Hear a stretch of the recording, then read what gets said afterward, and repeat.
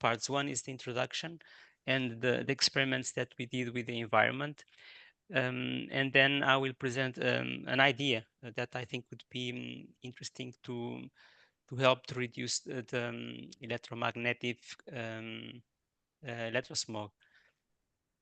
So I will start with a small introduction. What are waves and what are the scalar waves?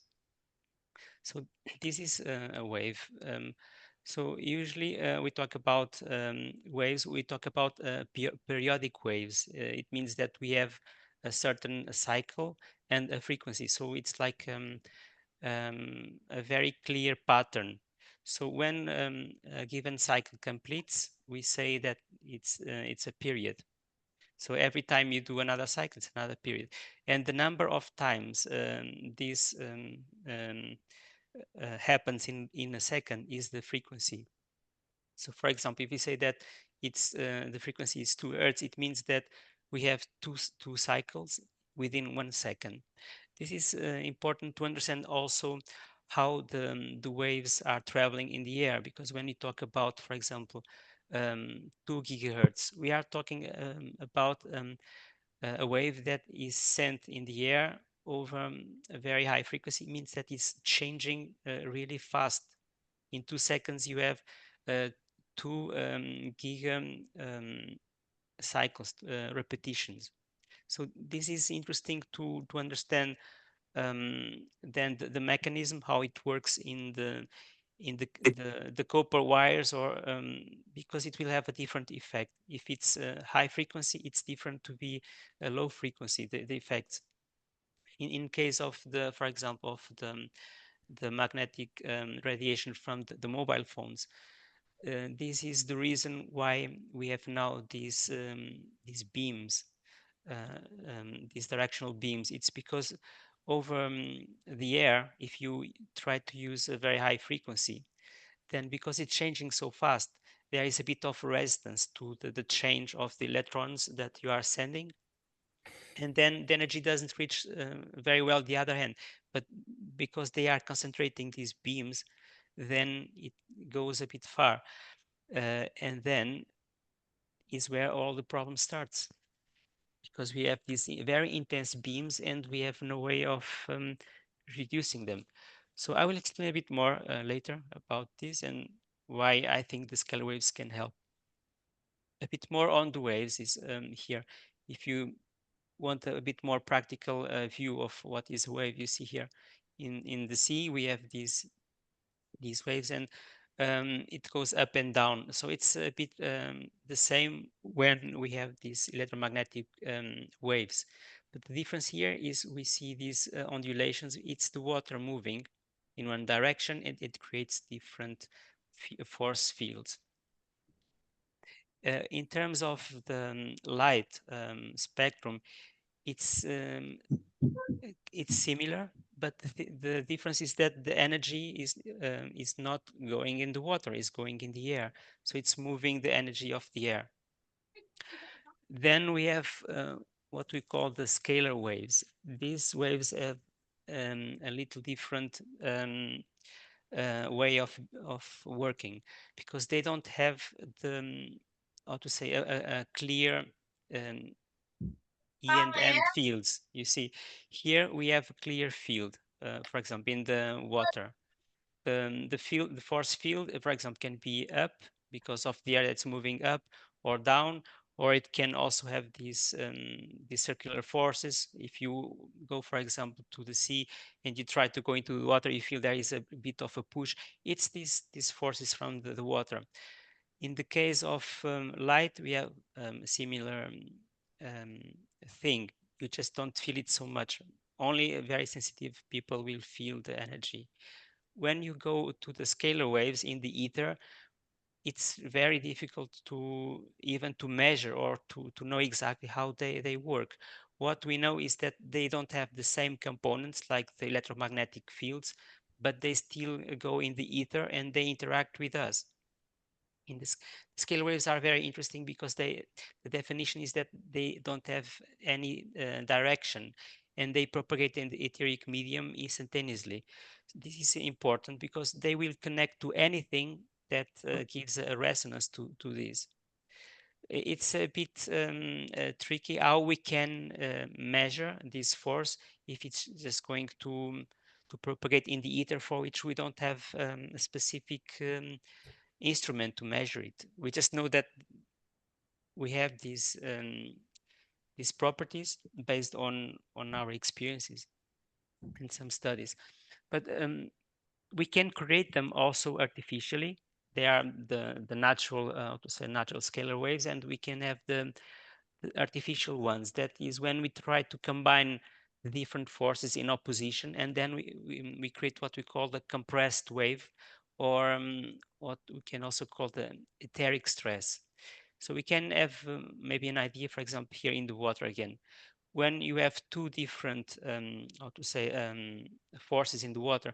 For example, if you go to a swimming pool and try to play with the water, and sometimes the kids they send water to each other, and then the two waves um, clash, and then the energy goes up.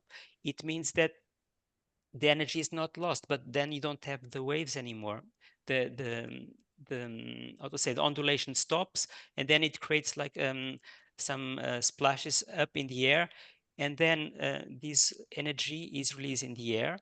There's also a bit of water, of course, coming out of this collision of the waves, but then there is a force that you don't see but is going in the air. In the same way, we can have this parallel with the scalar waves. When we put two electromagnetic fields together, it creates a compressed wave, and the energy is not lost, it is released to the ether. So it's kind of similar, the effect, but we cannot see it. That's how it works. And then we have also some people talking about these structures, what we call these geometric shapes, that we can also have a way of creating artificial scalar waves. This is what I was talking before, that some shapes emit a certain energy. It's a little maybe softer than the artificial ones with electromagnetic waves, but we can have this effect also. Um, but what is interesting is that it doesn't matter if it's too strong or not, because this energy will propagate immediately in the ether, so it will always be there. So all shapes, in fact, all shapes emit waves. The difference is that when we have symmetrical structures, then we cause these waves to go in opposition, in phase, you see like here in this diagram, and then it causes a compressed wave, and it causes a scalar wave. If we have a geometric figure like the dodecahedron, where we send this energy very symmetrical, then we can have the energy of the shape itself. So the important here is to have a very, how to say, very symmetric shape, so that all angles will produce vibrations with waves that are in exact opposition, and then we can have this scale wave effect.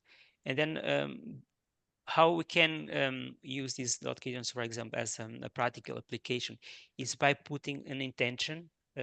For example, this intention could be crystals that we put an intention to harmonize the weather. So you see in this picture, there is another tube. So this is a set of crystals we put in the earth, and we put some water. And this is a copper tube. And with this structure, we can have the effect from the earth being, how to say, enriching this field of energy inside dodecahedron, and these force fields are going out of the structure, and then they will interact with um, with with the water, with the clouds. So the interesting part here is dodecahedron is, how to say, is the platonic solid that has the most affinity with ether and with water. Water also has, how to say, the property of getting these memories. So clouds are made of water, so water vapor. So it means that we can interact instantaneously with this. Of course, the effects are not immediate. It takes a bit of time because there's a lot of noise in the air. We have these ARP systems to destabilize everything. Of course, some people will say it's a conspiracy, but the thing is, we have all these clouds that are not natural at all, and why we have all these planes. I mean, for sure, this is not natural at all. So one of the practical applications I found in a group in Spain and Portugal was to help to harmonize the environment using these scalar waves or this orgone energy, whatever you want to call it. And the effect it was very interesting. So I've been recording from June 22 when I start seeing the skies a bit more, say, polluted. And it was really bad. You see so many planes coming. This is not natural at all. How can someone say this is natural? It's really, yeah, it's amazing. And I collected this for a few years, and I was coming to a point that I was also getting sick sometimes because it's too much, and I have a bit of sensitivity, and I got sick. And then after a few days after using this dodecahedron, I start seeing the sky is very clear like this, and it stayed for a long time. What I observed is that first start to get a bit of rain, the sky start clearing, and then it was creating a bit of radius of about 20, 30 kilometers more or less. I'd say maybe 20 miles, for example, for you. And it was like a clear circle in the sky, and a bit far away, I could see again the normal clouds. And then over time, this dissipates a little bit. So the energy starts to get integrated, and it starts improving a little more, a bit beyond the 20 kilometers, but we don't see the same strong effect like this. It's just interacting with elements of the Earth. So this is a very interesting application of the scalar waves and these geometric shapes. And it really shows to me, it's not only me. I mean, I didn't um, create this myself. I learned with other people in Spain, in Portugal, and from other people like Slim Spooling. So it means that there are more people doing it, and they have the exact same results. So it's not my head. I mean, it's here in the pictures. Many people around the world are doing this already. The thing is that they are also increasing the chemtrails all the time. I mean, maybe they see that it's not working anymore, and then they feel the need to put more planes. But the thing is, yeah, if we have more people using, at least we can help each other, at least in our area and at least at home. I mean, you can have a better energy. At least you help yourself and the neighbors. Then I moved later to another place, and you see, this is now in April this year, and I could not bring the Dodecahedrons with me. So for about a few weeks, for about a month maybe, I was getting a bit, not to say stressed again, because I was seeing again the skies like that. So after a month or so, the effect starts to decrease. Uh, there are more things behind it. I just don't want to make this presentation very long, but the result is that I start seeing the skies again like that. And then I was exploring, and what can I do? I mean, I don't have space here to put a dodecahedron. You can have a big dodecahedron at home, of course, but it's not ideal. It should be outside, or at least not covered by some, how to say, plastics or metal, because then you reduce a little bit the effect. And I was thinking, what can I do? So I started exploring, and someone sent me a video. I don't remember exactly who sent me this. I just remembered I started learning about harmonizers, and then I immediately saw it, because I could see, okay, we have these twisted wires, we have a shape, and I could see, oh, okay, so this is causing some vortices. And then I started exploring. There are many books talking about it. I found the information from Slim Spooling. He explains in detail how all it works. And it also explained in this other book from Dan Davidson. This person here that talks about this shape power energy. Dan Davidson, he explains in also in good detail. And then what happened is just a few days later, we just this very small thing. This is 3 wires of about 15 centimeters of diameter. And then I put some more rings here, you see, and I played some music. So what I did here was just following the instructions that I found on YouTube, and I got a similar effect with that I got with the Dodecahedron. So here you see we have the scalar waves, and we have the information that we put inside from here, from these orgone devices. And here the information was coming from the sound. So I put some sounds that were prepared already. I have all of this, and I showed before. You can also see it later. And these audios were causing some vibration that then was feeding this vortex of energy from this device. This is very small, really. And I started having these effects, and I was really amazed. I mean, how can such a small thing have this ability? It was huge. So this was about 1 month like that, and then after just when they start clearing it, and then the next day was already so much better. These are normal clouds. So you see, this sometimes it doesn't have to be very big thing. Is more what we put as information there. Um, Sometimes it can be our own intention, our own thoughts, and sometimes can be music or crystals. I don't like crystals so much, to be honest. The thing is that crystals, they memorize everything. And because we are immersed in a lot of electrosmog, if you just put the crystals there, you can also feed these fields with bad energy. So to me, it's better to put sounds or even meditate and put the intention. Sounds are better because you can play it for a long time and repeat it. And if you are meditating or creating this intention, you need to have to be in a very good state all the time, and it's not possible. Yeah, anyway, there are many ways, and I found audios, I found other ways, and it doesn't cost much. This was very simple structure in copper wires, and I think this is amazing.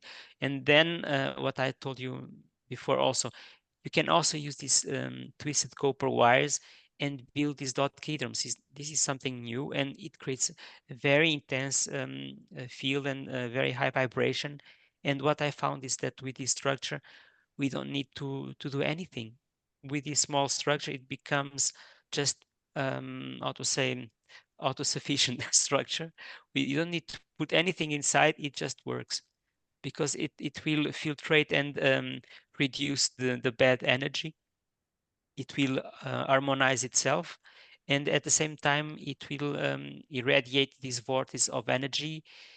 Yeah, it's just yeah, great.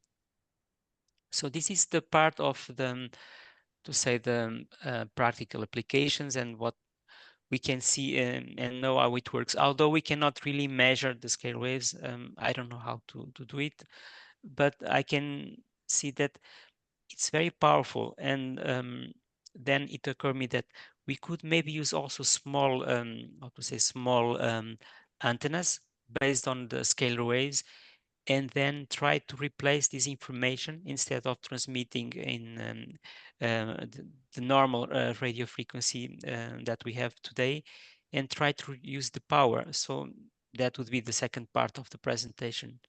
I don't know if you want to do any question at this moment before I go to the next topic. Any questions? I'd like to ask something. Yes. So it looks like the smaller one you had indoors. Is that okay, or should it be outdoors? Because playing music outdoors then could be difficult, but It's inside my home. I use it at home. it's fine. It doesn't have to be Works. outside.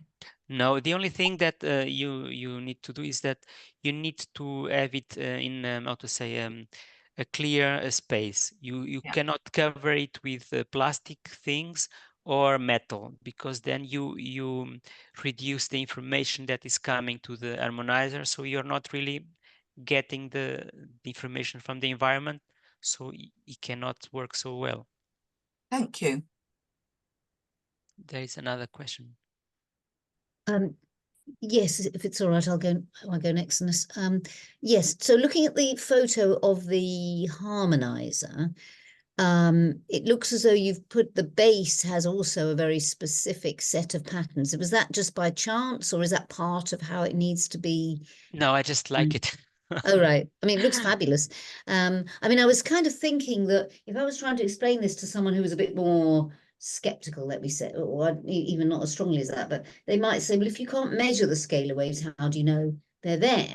And the only answer I could think of in relation to that is that if you go, I've often pondered on that, as I'm sure we all have, how different one feels in a space that's designed in a particular way than you might do in another space. And why is that? So clearly it has something to do with the geometry or the proportions. Yeah. Some shapes, they emit energy, and some people talk about feng shui. But once you start understanding a bit more and experimenting yourself with the electromagnetic fields, and I mean, look, other big names like Tesla, they all talk about frequency. And once we know how to say, this connection between numbers, frequency, and so on, we have uncovered the secrets of the universe. It's because all is made of electromagnetic fields. Some shapes that are not symmetrical, they will emit bad vibrations. And Right. some people even call it a bad orgone energy. So if you, for example, if you have a very irregular terrain, for example, then you can get there what we call the bad telluric energies. Telluric energy is the electromagnetic energy from the Earth. When you have failures, then you have what we call the failures, telluric failures, and then this creates imbalances everywhere. And some people that are sensitive, they will react to it very much. Sometimes you go to a place that is not well decorated, that it's not very, how to say, balanced or symmetrical, and you feel, maybe I should put this this sofa a little more to the center. People intuitively, they want to arrange the things in a more symmetrical way. Whatever is more symmetrical is more harmonious to us, and it has an energy. Yes. So what I can say more? If you have people that they have a bit of, how to say, they are a bit skeptical, you just point them to this book, Shape Power, from Dan Davidson. And there are so many videos on YouTube where you can learn from very good names. It's just a matter of people being open and exploring it. You cannot just deny if you don't even look to it properly. Sure. Yeah, thank you. Hi, I just wanted to ask about anything you could say about dreaming. Does this have any impact on dreams? I have had an experience of in what feels like kind of blocked dreams since 2020 in my room, and when I've left and gone to sleep in another place, they've returned. So it seems to be something to do with it, and also sleeping. I know a lot of people have this sort of waking up bolt upright with a very strong sense of vibrations at 2:30 in the morning. But the dreaming is really it was very stark. It felt like something was kind of replacing my dreams, and then it's really blocked, and it's like they're not my dreams anymore. It's as if something else is there, but I seem to return in another environment. So I don't know. I understand you. I can say that there could be many reasons, and one, for example, the radiation of mobile phones, they change the circadian rhythm, so we have very bad dreams, or we may not sleep properly, or may not dream at all. But I get it. This could be also feng shui issues, like telluric failures, for example. Feng shui is very comprehensive. It's not just about buying nice colors or shapes. When you really go deep in feng shui, you see that you need to look into the telluric failures. the water circulating in certain places. If you have, for example, structures that have cavernous areas inside, it can cause resonation of sounds, or there are so many things that can influence. If you like, I can maybe suggest to email me, and I can maybe share more to you in private. Sure. Yeah, that would be great. Thanks. Yeah. Right. Many thanks, Jose. So Yeah. if you're ready to go on to the second part, that would be extremely interesting too. Yeah. So what I've seen is that with also very small structures like these, we can have also a very, how to say, impactful result in the environment. So this start to make me think, okay, so if this can be so powerful, what about we try to replace the antennas with other antennas in the mobile phones? So the motivation to this is, of course, this group, you know, about the wireless systems. And here, for example, is the density map that was changed from 4G to 5G. And this is related to my previous explanation about the technology that we have now, this scalar, sorry, we have these beams, strong beams from the 5G networks. And also we have a lot more users, a lot more antennas close by, and we come to this situation where we are getting sick and concerned about it. So to address this, I start thinking about how can we reduce the electromagnetic field. And my idea is that we can replace the current antennas with another shape of antennas. I will shorten here, and I can show you exactly what I mean. So you see in this this picture here, this is just a sample. It doesn't mean that is what I think could be the ideal antenna. It's just a sample because I've seen in other websites that they have these type of structures to create scalar waves. So here you see also we have a squared antenna.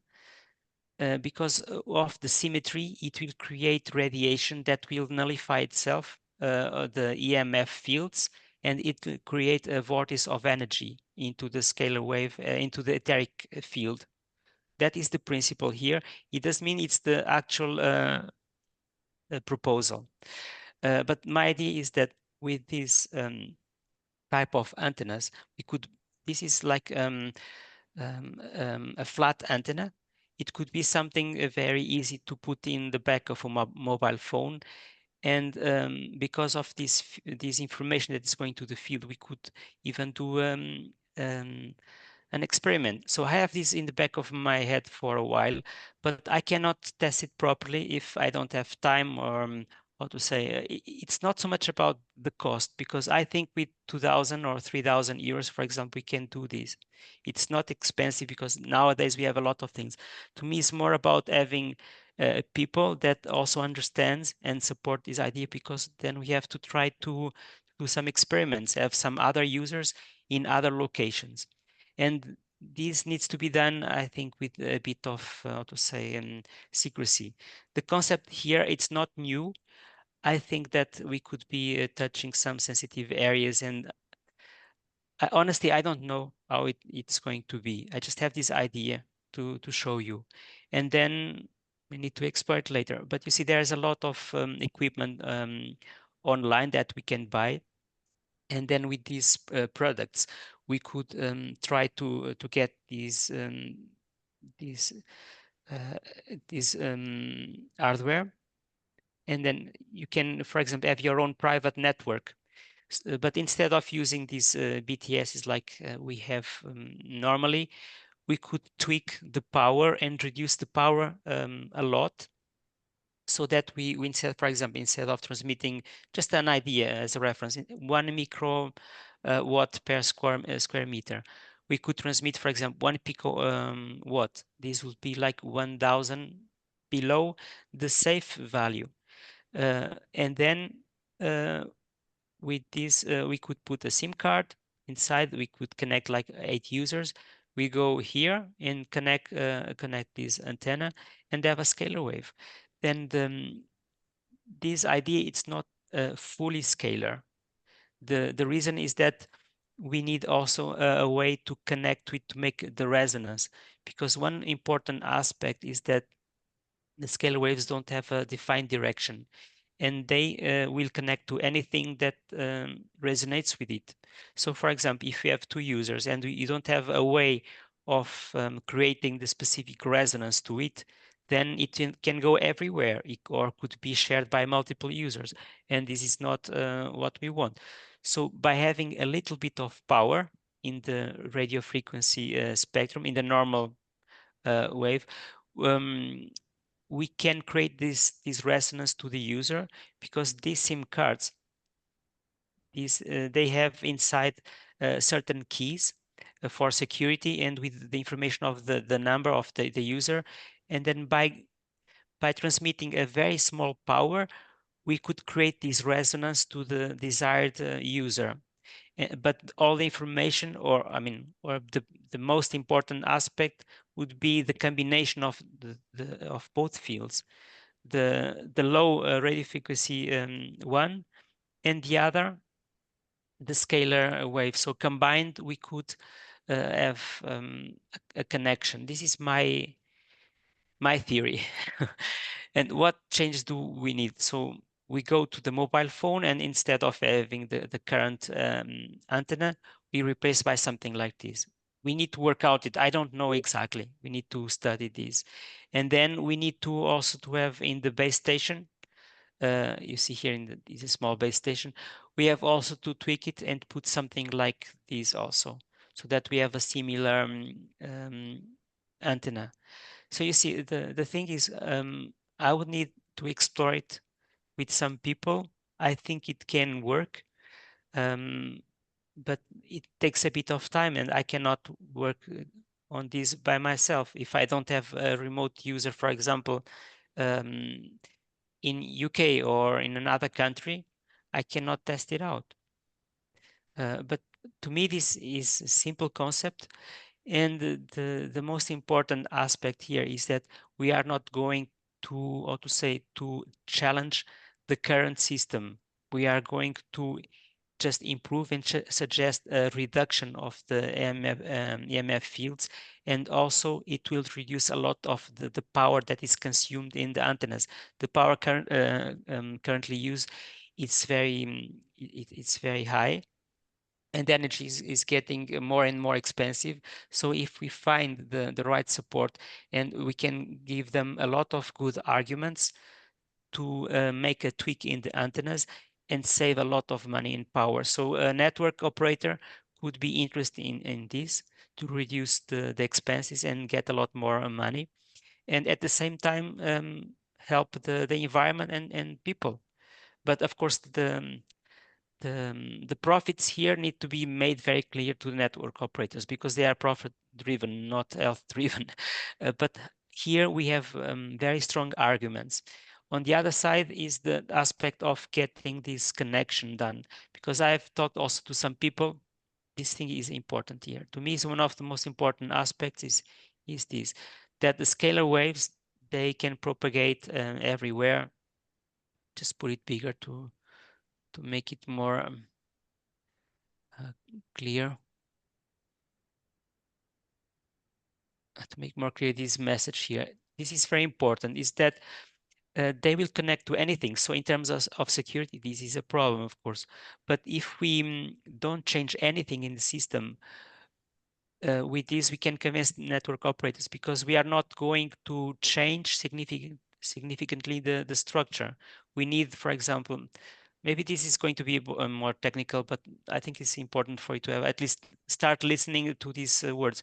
What is the subscriber management. We need, for example, big databases where people have their addresses, their numbers.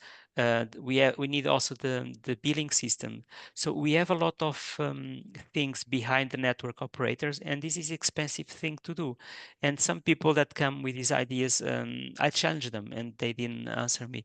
For example, with the Tesla waves, how can you you introduce here user management. So you are sending this information and it can reach any people. So how do you ensure that this secure way? Or how do you even ensure that